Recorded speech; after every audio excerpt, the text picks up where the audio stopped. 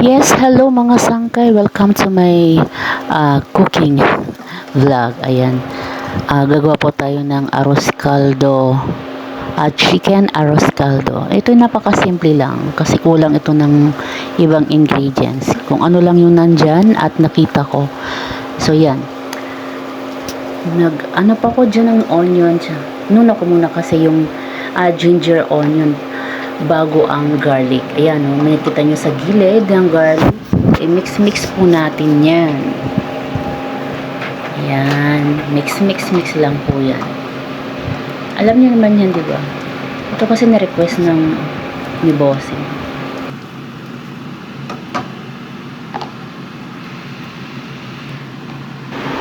Then, ayan, habang nagigisa, ayan, halo-halo na naman.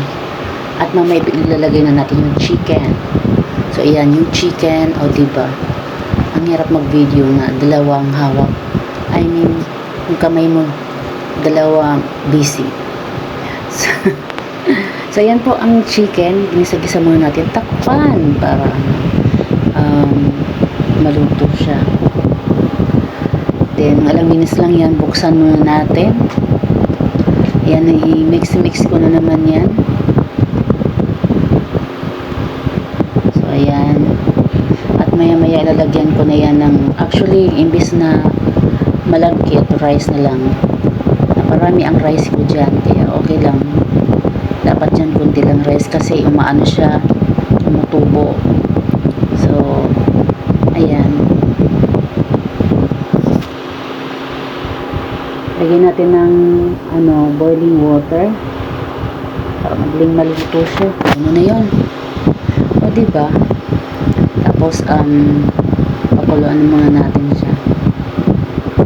Takpan. So, ayan. Lagyan ko na yan ng, meron na yung rice. Hindi ko lang ipakita kasi nga, nahirapan ako kasi dalawang kamay ko na yung gamit. Ayan. So, ayan. Papalambutin natin yung rice.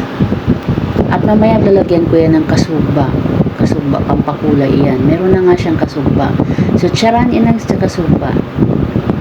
Yan, para magkaroon ng kulay ang ating chicken arroz caldo habang pinapakulo. Maya-maya, pakuluin na naman natin para yung rice lumambot. Natagalan ako dyan, pero bandang huli, yan, naging okay naman siya. So, ayan na mga sangkay, paluto na dyan yung rice, yung ating chicken arroz caldo or lugaw.